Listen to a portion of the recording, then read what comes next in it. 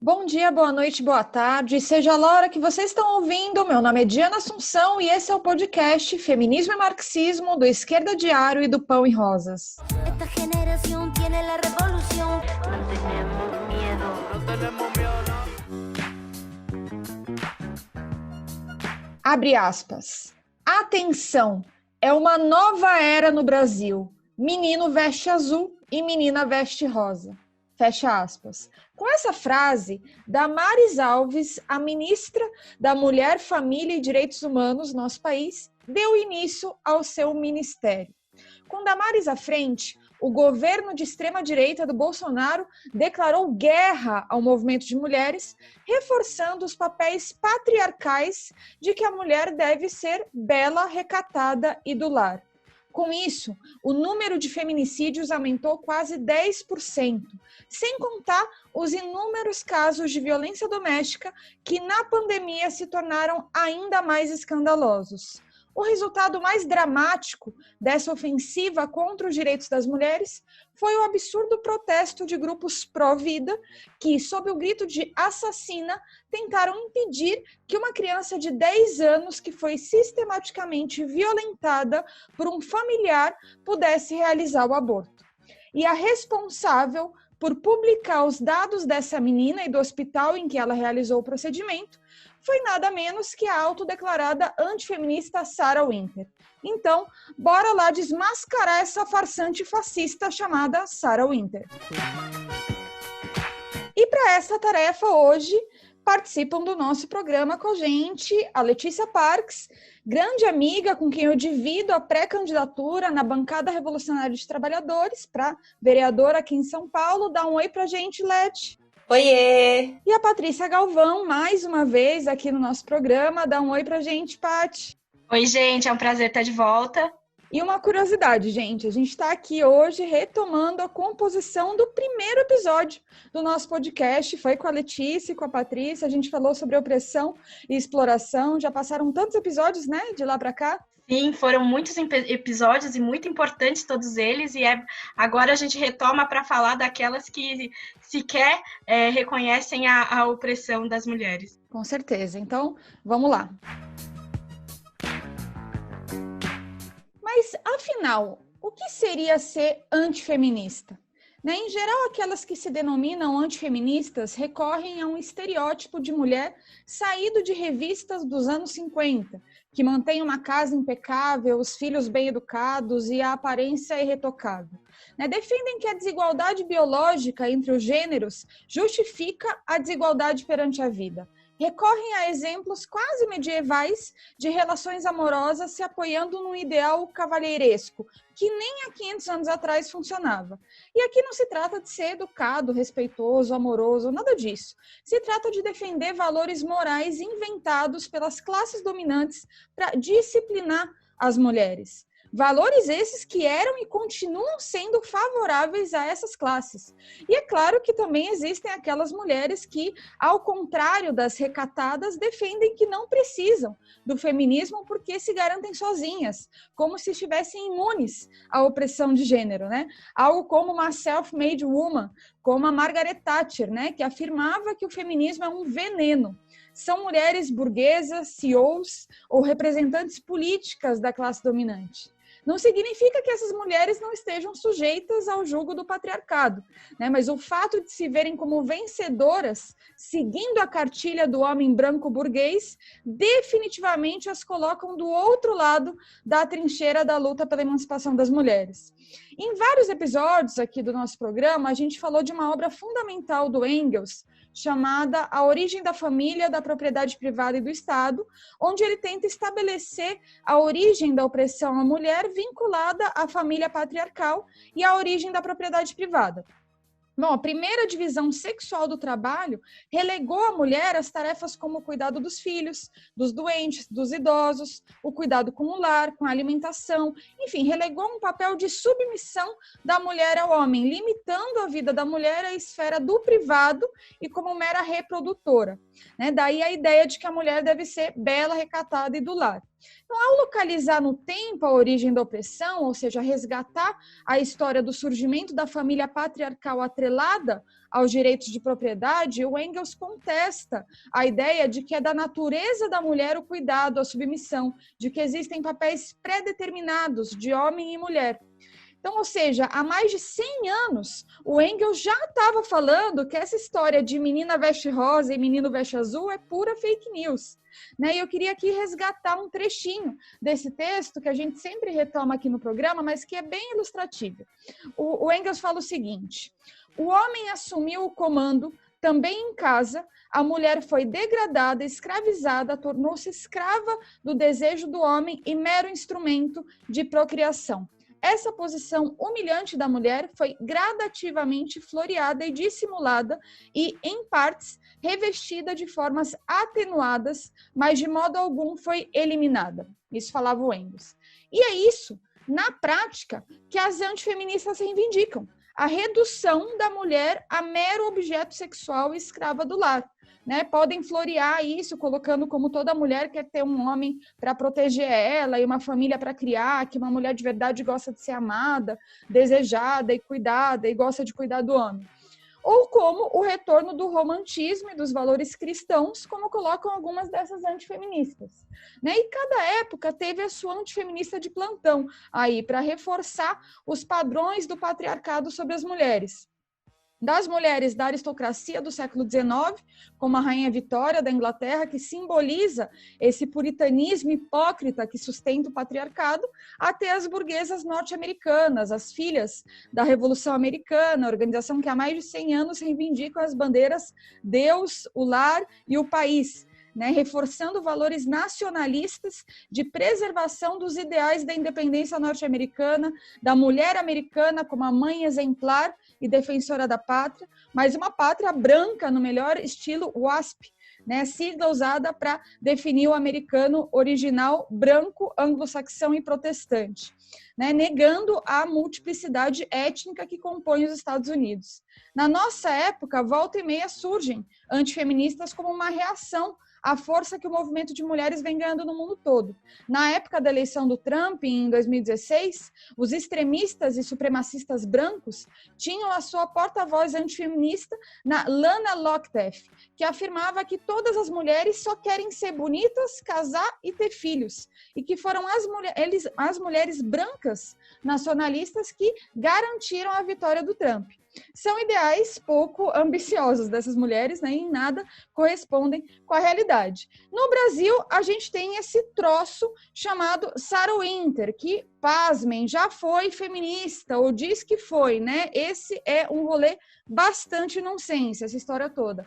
Bom, Leti, fala pra gente, então, de onde que saiu essa cidadã que chegou ao extremo absurdo de atacar uma menina de 10 anos pelas redes sociais, como se a culpa pelos abusos que essa criança sofreu fossem culpa dela mesma? Olha, Di, eu acho que ela saiu do esgoto, viu? Com certeza. Bom, mas vou explicar um pouco. Primeiro, ela não chama Sarah Winter, o sobrenome dela é Giromini, e esse é o nome de guerra dela, né? Sarah Winter, ela escolheu de uma espiã nazista inglesa. Isso pra gente ter uma ideia de quem que a gente tá falando. Em 2012, ela funda no Brasil uma filial de um grupo feminista ucraniano, o Femen, que tinha como principal estratégia, vamos chamar assim de estratégia, protestos fazendo topless para denunciar a exploração sexual. A Sarah, inclusive, se encaixava bastante no perfil do grupo, né? Ela era uma mina bonita, dentro dos padrões de beleza burguês. Essa mina participou de uma entrevista no Jô Soares com a Marília Gabriela, foi capa de várias revistas, enfim, enganou todo mundo com um discurso feminista fajuto, superficial. E ela chegou, inclusive, a dar palestras pro PT e até elogiar o Lula. Inclusive, ela inicialmente negava que o nome dela era em homenagem a essa espiã nazista, até que depois ela chegou a admitir que na adolescência ela participou de grupos neonazistas. O Fêmea em si já tem um nome, já tem um monte de problemas, né? A Paty vai falar pra gente um pouco daqui a pouquinho, mas a Sarah ela consegue inclusive ser expulsa do Fêmea em 2013, 2014, acusada de desvio de verba. Ela recebia dinheiro da sede do grupo, que era na Ucrânia, para bancar os custos dos atos, do aparato de todo o Fêmea no Brasil. Inclusive, uma das líderes do grupo acusou a Sarah de ter entrado somente para buscar autopromoção. O que ela, de fato, fez, né? Faz muito sentido, porque a mina teve nas capas dos principais jornais, construiu a carreira dela primeiro como feminista, ganhou notoriedade e depois virou antifeminista. Então, depois de ser expulsa do grupo, ela vai dizer que ela descobriu que o feminismo é tudo de ruim, que as feministas são intolerantes, que criticam a beleza feminina, são peludas, promíscuas e lésbicas. Olha só, a mina fazia parte de um grupo que propositadamente escolhia somente as que eram mais corpo de top model para ficar protestando de topless e sai acusando o feminismo de condenar a beleza feminina e obrigar as mulheres a serem feias, gordas e peludas. E, na verdade, essa crítica da extrema-direita, de que as feministas são tudo antifemininas, feias e mal encaradas, não é novidade, e a Sarah Winter só está repetindo essa mesma ladainha. Bom, isso porque, para essa extrema-direita que acha que as mulheres são bibelôs e sem opinião própria, a gente deve ser mesmo bastante mal encarado. Bom, ela pediu perdão para os cristãos, disse que agora era contra o aborto e que queria seguir os 10 mandamentos. Mas depois, essa feminista fake, que posava de super radical, ela vai assumir o papel da mulher bela, recatada e do lar, e abraça de vez a sua faceta fascista e vai lançar uma ofensiva para, aspas, desmascarar o feminismo, chegando a publicar um livro intitulado Vadia Não, 7 vezes que fui traída pelo feminismo. Aí é ladeira abaixo. Ela vai se ligar com grupos de extrema-direita, se filia no DEM, chegou a ser candidata a deputada em 2018, faz campanha ostensiva para o Bolsonaro, posa com a arma e tudo mais. Ela não foi eleita, mas ela é convidada pela Damares Alves para integrar o Ministério da Mulher em 2019. Ela é acusada de propagar nas eleições de 2018 mensagens em massa de fake news pelo WhatsApp, mas a cereja do bolo é esse grupo dos 300 do Brasil, que nem de longe conta com 300 integrantes, que inclusive chegaram a se paramentar com tochas e máscaras como se fossem membros da Ku Klux Klan, que era esse grupo que assassinava negros nos Estados Unidos e que, inclusive, está se recuperando, se recompondo hoje em dia, né? Esse número 300 não é, por acaso, é inspirado em um ato neonazista na Alemanha, que reuniu 300 neonazistas em marcha contra os imigrantes, todos uniformizados, com banda e bandeiras, em maio de 2019. É um verdadeiro show de horrores. Desde então, esse número 300 tem sido usado por grupos de extrema-direita, daí os 300 pelo Brasil. Ou seja, se tem dúvida de que essa mina é fascista, agora não tem nenhuma mais. É nojento. Eu tô contando toda essa trajetória dessa farsante fascista para mostrar como essa extrema-direita é bastante nojenta, abjeta mesmo, e como também, sem uma estratégia clara, figurinhas oportunistas como a Sarah Winter surfam na onda do movimento de mulheres, e como isso serve aos interesses dos capitalistas, que transformam o feminismo em algo inofensivo. Bom, a Paty vai falar para vocês qual é a do Fêmen. E assim, a Sarah Winter é uma escrota sem tamanho, mas esse grupo tem uma estratégia totalmente inofensiva e servil ao patriarcado e aos capitalistas, para dizer o mínimo. Sim, totalmente, Leti. É servil e é inofensivo, não abala as estruturas do patriarcado em nada, né? Esse grupo, o Fêmen, ele tem origem ucraniana, ele foi criado em 2008, e um dos seus fundadores era um homem, tipo, chamado Viktor sei lá como pronuncia isso, Siviatsky. Né? Perdoem aí os ucranianos, que era um cara, inclusive, bastante machista por sinal, né? Tipo, o grupo levantava bandeiras contra o patriarcado, denunciando a exploração sexual, que a Ucrânia é vista como parecido com o Brasil, né, como um espaço onde os estrangeiros podem aqui usar as mulheres e tudo mais, né? Eles também levantavam bandeiras contra a ditadura, regimes totalitários, a religião, né, a religião que impõe às mulheres ali a moral e os bons costumes cristãos e tudo mais, né? E são bandeiras que por si só elas são corretas, né? Só que esse tal de Viktor, ele criou um grupo que também era uma marca comercial, né, para vender coisa mesmo, né, quinquilharias relacionadas ao grupo e à luta feminista, né, tipo, não tem nenhum problema você comprar uma xícara com a cara ali de uma mina que luta e tudo mais, só que o cara faz isso para lucrar, né, e para transformar a nossa luta em algo comercializado. Daí, é tão tão marca mesmo, que ele usava umas minas que eram meio, tipo, super padrão de beleza burguês mesmo, né? Para protestar de topless. E é uma coisa, inclusive, que na época se questionava bastante, né? Mas, meu, por que vocês só colocam umas minas super top model para tirar foto, né? É claro que tinha muitas mulheres que aderiram ao Fêmen, né? Porque acreditavam, né, de forma ingênua, que poderiam fazer algo para a luta protestando de topless, né? Afinal, o turismo sexual, governos autoritários, a moral defendida pela igreja, são de fato algumas expressões de opressão de gênero, né? E precisam ser combatidas. A grande questão é que não apenas a forma como encaravam a luta pela emancipação é inofensiva ao patriarcado, como também é uma luta que é facilmente cooptada pela burguesia, né? Não à toa, o Fêmen era muito mais uma marca midiática do que, de fato, representou qualquer ameaça para a moral e os bons costumes, né?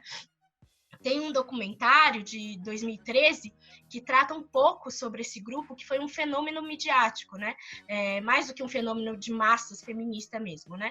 Era muito mais midiático, e esse documentário chamava Ucrânia Não é um Bordel, né? E ali, a documentarista, né, ela mostra a relação bem problemática desse fundador do Fêmen, né, desse Victor qualquer coisa aí, com as militantes da organização, né? Tipo, as próprias lideranças hoje, né, que são dessa época, elas não negam que ele, enquanto esteve no comando, né, gritava com ela, chamava elas de cadela, coisa do tipo, assim, tipo, uma expressão bastante machista, né? O cara, ele chegou a dizer que ele só liderava o grupo porque as mulheres eram fracas demais. Tipo, imagina, um grupo feminista liderado por um cara que, além de tudo, ainda chamava as minas de cadela e consideravam as mulheres fracas demais para encampar a própria luta pela sua emancipação, né? Porque o problema não é o fato dele ser um homem em si, né? Ainda que é, no mínimo, estranho que a principal liderança de um grupo feminista seja um homem. E isso não tem nada a ver com que as feministas radicais que defendem que o problema do patriarcado é exclusivamente os homens, nada disso, né? Mas certamente, se a gente for pensar a luta pela emancipação das mulheres, né, ela vai ter mulheres na linha de frente, porque nós somos não só perfeitamente capazes de discutir a nossa própria emancipação, né, e o que não nos impede de nos apoiar nos nossos companheiros e nas contribuições que trazem, né? Mas não é à toa que a gente reivindica, inclusive, né, tanto contribuições fundamentais como a do Engels, que a gente sempre cita aqui, do Marx, a luta das mulheres, né? Mas esse grupo, que hoje tem a sede em Paris, ele contribuiu muito pouco, de fato, para a luta das mulheres, né? E não é um problema de que as mulheres com seios de fora possam protestar, né? Só que o Fêmen são minas dentro dos padrões de belezas escolhidas, assim, para vender uma ideia que, embora em essência pareça subversiva, né? Nas mãos dos capitalistas é bastante lucrativa também, né? E olha só como são as coisas, né? O capitalismo é capaz de transformar tudo em mercadoria, né? Seja para manter as mulheres belas recatadas do lar, né? Ou como os americanos chamam, de esposas troféis, né? As trophy wives, mas seja para cooptar seus símbolos de libertação, né? E aquelas que não cedem à cooptação, né? São pejorativamente chamadas de feminazis, que é um termo, inclusive, que surgiu lá para a década de 1990 e que é bastante cruel, né? Já que a luta das mulheres, né? A luta pela emancipação das mulheres se encontra no extremo oposto do que foi o nazismo e de qualquer aspiração nazista, né? Mas esse termo, ele é bastante ilustrativo de como a burguesia tenta retratar aquelas mulheres indomáveis, né, em certo sentido, que não se deixam cooptar, né? Para a burguesia, elas são mal amadas, mal comidas, feias, peludas, odeiam os homens e um monte de asneira do tipo.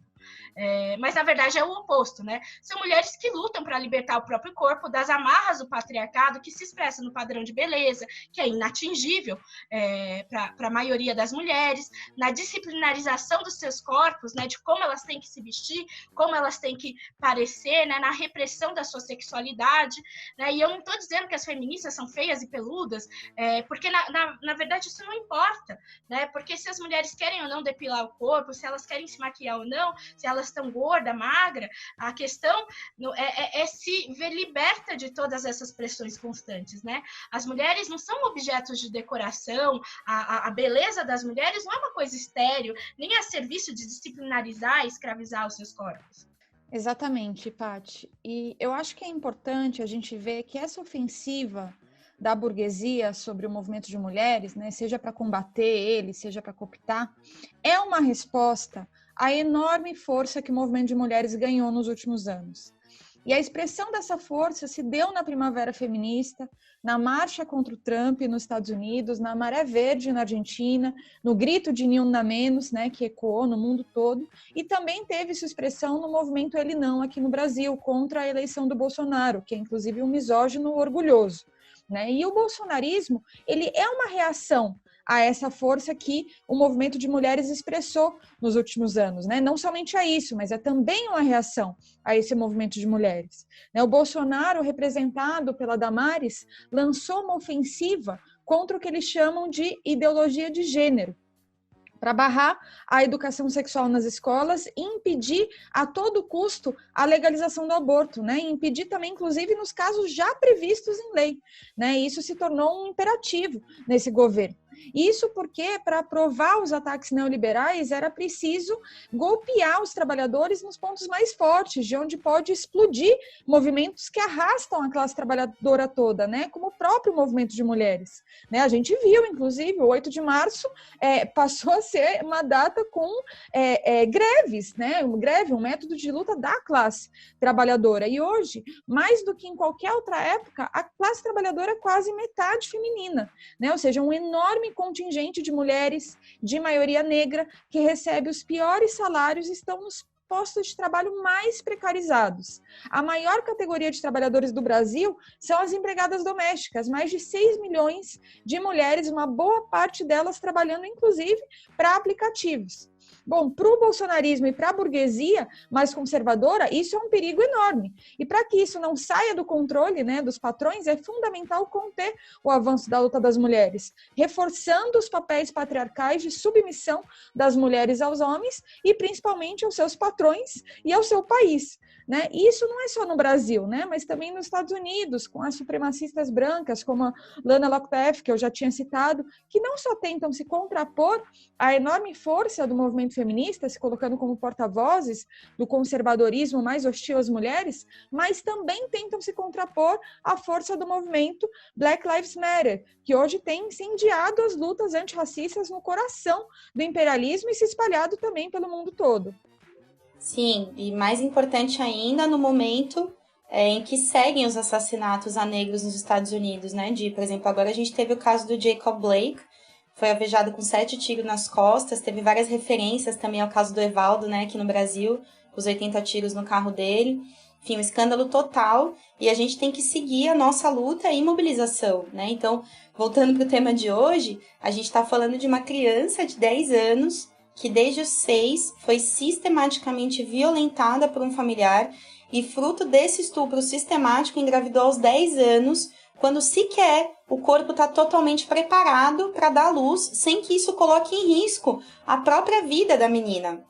Né? A Sarah Winter é essa pessoa que atacou essa criança, e é disso que a gente está falando. Isso é mais um símbolo do que significa o Bolsonaro e o seu discurso de ódio às mulheres. Né? Enquanto isso, a extrema-direita fala que é defensora da vida, mas preferia ver essa menina morrer, né? Em nome de criminalizar o aborto em todos os casos. Ou seja, eles falam de direito à vida, enquanto também são eles que defendem uma política de morte de um governo que, no meio da pandemia, manda vários trabalhadores, principalmente da área da saúde, que com desmonte neoliberal não tem nem máscara para se proteger no dia do trabalho, um governo que manda os trabalhadores para a morte, né? Diretamente para a morte. Essa fascista da Sarah Winter, ela chamou os seguidores dela, um bando de fundamentalistas religiosos, para ir para o hospital atacar a menina e o médico para poder impedir, né, o procedimento. Esse lixo, que não dá para chamar de pessoa, uma pessoa como essa, conseguiu descobrir o nome da criança, divulgou os dados da menina na internet, cometendo mais uma violência brutal, que é a da exposição pessoal de uma criança que passou por todo esse trauma que a gente está falando. Olhar o mundo com os olhos das mulheres é ver nas patroas como a Sari Corte Real, responsável pela morte do Miguel, na Sarah Winter, na Damares Alves e tantas outras mulheres de direita, nossas inimigas, né? A classe e a defesa da vida das mulheres nos separam dessas patroas e dessas fundamentalistas. Mas essa discussão não é de hoje. Há séculos que a religião e a extrema-direita querem decidir sobre os nossos corpos. Há séculos eles estimulam violência e estupro com discurso de ódio. Há séculos eles mantêm a gente sem educação sexual nas escolas, tornando inclusive a gente alvo fácil do abuso e da violência. Ou seja, eles falam em nome da vida enquanto eles pregam o caixão das milhões de mortas por abortos clandestinos, que aqui no Brasil são uma maioria de mulheres negras, né? Então, a gente está falando de um dado impressionante, que é de a cada 4 mulheres mortas na clandestinidade do aborto, 3 são negras. O real retrato da família tradicional cristã, defendida pelo Bolsonaro, pela Damares e pela Sarah Winter, portanto, é de mulheres, crianças abusadas e violentadas às escondidas, enquanto elas são caladas na luz do dia. É uma defesa hipócrita da vida, que não considera que nós, mulheres, podemos ter direito a uma vida independente e plena em todos os sentidos. E essa extrema-direita é a expressão mais brutal do capitalismo, né? Porque, claro, que em vários momentos da história, especialmente sob o domínio da Igreja Católica, na Idade Média, Idade Moderna, né, existia uma enorme repressão às mulheres, fruto do patriarcado, somada à repressão do Estado e dos seus aparatos, como a Igreja, né, sobre essas mulheres. Não à toa, as mulheres eram constantemente vigiadas, reprimidas, e quando não se adequavam, elas eram queimadas como bruxas, né? Isso servia não apenas para conter as mulheres, mas também para impor a todos os oprimidos e explorados um controle ideológico constante, né? Fundamental para manter uma ordem social que preconcebia que os homens, desde o nascimento, não eram iguais. E no capitalismo, a igualdade jurídica, ela nunca significou igualdade perante a vida, ao contrário, né? A burguesia, ela busca incessantemente reafirmar que na vida não é igual a um trabalhador, né? Embora, em tese, estejam todos nós sujeitos às mesmas leis, né? O luxo, as extravagâncias, são alguns exemplos de como a burguesia tenta sempre mostrar que é diferente do homem comum. Mas claro que isso não é suficiente para conter as aspirações das massas exploradas, né? Por isso é fundamental os aparatos repressivos e o controle ideológico que a burguesia exerce, né? Os grupos de extrema-direita, como a Ku Klux Klan, ou a sua expressão mais brutal, que foi o nazismo e o fascismo, né? Eles são fundamentais para a burguesia, mesmo para a burguesia mais liberal, para conter os movimentos de massa, né? A Ku Klux Klan, ela impunha um terror sobre os trabalhadores negros no sul dos Estados Unidos, com o fim da escravidão, né? Para conter o ódio dessas massas absurdamente exploradas, né? E mantê-las domadas pelo medo. E o nazismo reforçava os padrões do patriarcado, né? Determinando que as mulheres elas deveriam ser máquinas reprodutoras de filhos arianos, né? Que eram considerados supostamente mais puros, raça pura e o diabo a quatro, né? O papel da mãe alemã era de zelar pela ordem do lar, educar os filhos nos valores da pátria.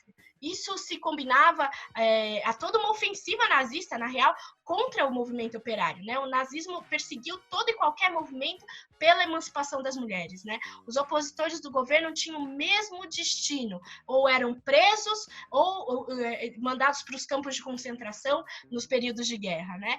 E a queda do nazismo e do fascismo, ela não significou o desaparecimento dessa extrema-direita, né? Ao contrário, ela se mantém, ora mais ou menos fortalecida, né? Mas sempre pronta para sufocar os movimentos de massa à medida que os capitalistas precisem lançar a mão de estratégias mais duras, né? A burguesia, ela fortalece a extrema-direita nos momentos mais acirrados da luta de classe, mesmo a burguesia mais liberal, né? Por isso, é fundamental a gente ver que, primeiro, os regimes de extrema-direita, seus partidos ou lideranças, são expressões do próprio capitalismo na sua faceta mais conservadora, mas estão a serviço da manutenção do capitalismo, né? Por mais conservadores que sejam, isso é a serviço da manutenção do capitalismo, né? A resposta do movimento de mulheres, do feminismo, à extrema-direita, não pode ser passar por fortalecer uma ala da burguesia em detrimento da outra, né? Ou mesmo fortalecer os aparatos repressivos do Estado, que nos momentos de crise, né, esses aparatos repressivos são usados contra as mulheres, né? A resposta para a violência de gênero, os absurdos da Sarah Winter, da Maris e do próprio Bolsonaro, né, não pode se centrar em responder apenas juridicamente, né, se apoiando no judiciário ou na polícia, mas precisa se apoiar na luta do movimento de mulheres aliado aos trabalhadores, para golpear fundo os patrões, os capitalistas, que são aqueles que lucram com a opressão em todos os sentidos, né?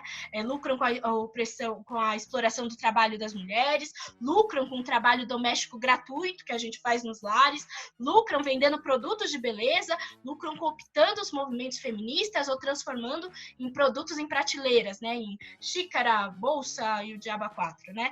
O Estado burguês, ele é responsável pela manutenção dos interesses dos capitalistas, e quanto mais fortalecida saem as suas instituições, se tornam pior para as mulheres, para os negros, para os LGBTs, né? Isso não tem a ver com as medidas de proteção individual que as vítimas tomam, né? Nem com golpear por todos os flancos as medidas que restringem, por exemplo, o direito ao aborto, né? A grande questão é que a gente não pode colocar isso no centro das nossas forças, né? A gente precisa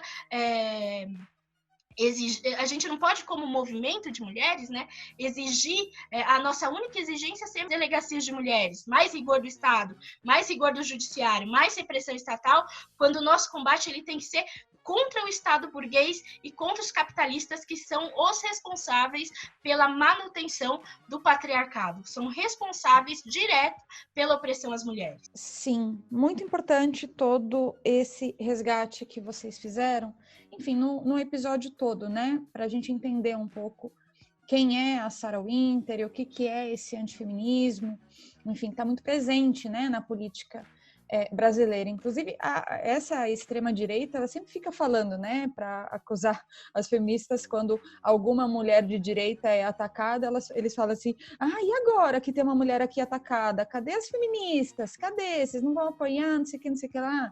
E, na verdade, isso justamente expressa bem os problemas que a gente vem falando sempre nos episódios, né? A gente rechaça todo tipo de opressão às mulheres, mas, desculpem, não estaremos do lado de todas as mulheres, como, por exemplo, a Sarah Winter, né? Se trata disso. Agora, como falou a Patrícia, agora, isso não significa de forma alguma que a gente queira fortalecer o poder judiciário e todo o seu tipo de autoritarismo, que aumentou muito com o que foi o golpe institucional, né? Porque tem aquele pessoal que acha que, não, vamos esperar aí o STF, vai fazer alguma coisa para punir não sei quem, não sei o que lá, e, na verdade, isso não resolve, né? Esse tipo de medida geralmente se volta contra os trabalhadores, né? Então, gente, não tem muito jeito. A extrema-direita vai ter que ser derrotada na luta de classes, né? Mas, então, essa discussão sobre o antifeminismo, né, é para desmascarar não apenas essa Sarah Winter, Sarah Giromini, não sei, enfim, sei lá o quê, mas essas mulheres que atacam outras mulheres, que querem nos manter presas. É uma discussão que é muito importante hoje. O movimento de mulheres, nos últimos anos, tem demonstrado uma enorme força, apesar das tentativas de cooptação por parte do regime, né? E essa potência do ódio contra o patriarcado, unida à luta anticapitalista, pode fazer a terra tremer. A gente viu isso com o movimento de mulheres internacional. Não à toa, a burguesia, para tentar conter essa fúria, lança a mão de todo tipo de medida, seja, por um lado, apostar na cooptação do movimento, né? Então, até a Globo é feminista, o Itaú, o Bradesco, a Avon, a Natura, blá, blá, blá, blá, feminismo e etc. Só que é um feminismo totalmente voltado aos interesses do capital, né? O feminismo liberal, que a gente tratou no episódio anterior. É um feminismo domesticado, servil, que coloca como principal tarefa das mulheres serem tão bem-sucedidas quanto os homens, né? Seguindo a mesma cartilha deles. Esse feminismo que busca convencer meninas e mulheres hoje de que as grandes empresárias são as mulheres que venceram, né? Isso aí, já coloca todas as outras como perdedoras, né? E pra gente é o contrário. O exemplo de mulheres são aquelas que estão numa batalha constante contra a precarização das suas vidas, né? Que se levantam contra os patrões. E o antifeminismo é a outra faceta. da burguesia, também para domesticar as mulheres, né? E não tem nada a ver com escolher ser dona de casa, amar seus filhos, nada disso, ter um relacionamento amoroso, não tem nada a ver com isso. Tem a ver com colocar a mulher como submissa ao homem e limitar a sua liberdade. A família tradicional patriarcal cristã, como apresenta, não tem nada de bonito, nada de amoroso. A mulher é um objeto mais vulgar, escrava dos desejos do homem, escrava da família. Sua vida vale menos e ela não pode dizer não, né? Dorme depois de todo mundo, acorda antes que todos, lava, passa, cozinha, cuida dos filhos, do marido e ainda tem que estar toda arrumada, né? Sempre tem essa cobrança. As mulheres burguesas podem pagar outras mulheres para as tarefas domésticas, podem gastar rios de dinheiro em cabeleireiro, roupa luxuosa e etc. Essas talvez possam dizer que escolheram o terrível papel de submissas ao homem, ainda que isso não garanta que não sofram com a violência machista. Mas as mulheres trabalhadoras que se matam com a dupla jornadas, que são chefes de família, arcando com todas as responsabilidades financeiras e do cuidado do lar, as que são donas de casa e têm que se virar para conseguir dar conta de suprir todas as necessidades dos familiares, com o salário de miséria que o patrão paga ao seu companheiro, essas não têm escolha, não tem nenhuma escolha possível. São elas que sofrem com a exploração dos seus corpos, com a opressão e com a violência de gênero cotidiana. Para essas mulheres é que a única escolha possível é o fim do capitalismo e do patriarcado. Isso significa o fim da ideia de submissão da mulher ao homem, à família e aos capitalistas. Por isso que também, na nossa luta para derrotar o Bolsonaro e todas essas figuras odiosas, a gente vai ter que superar o caminho levado adiante pelo PT. Um caminho de conciliação de classes e de um projeto de país ao lado do agronegócio e também da bancada evangélica, né? Reforçando todo esse tipo de valor, né? Mas justamente superar o PT pela esquerda. Por isso a gente reivindica um feminismo socialista que busque a unidade com a classe trabalhadora para dar fim a esse sistema que lucra com exploração e a opressão, combatendo o machismo no interior da nossa classe, buscando libertar as mulheres para que elas não tenham patrão nem dentro nem fora de casa.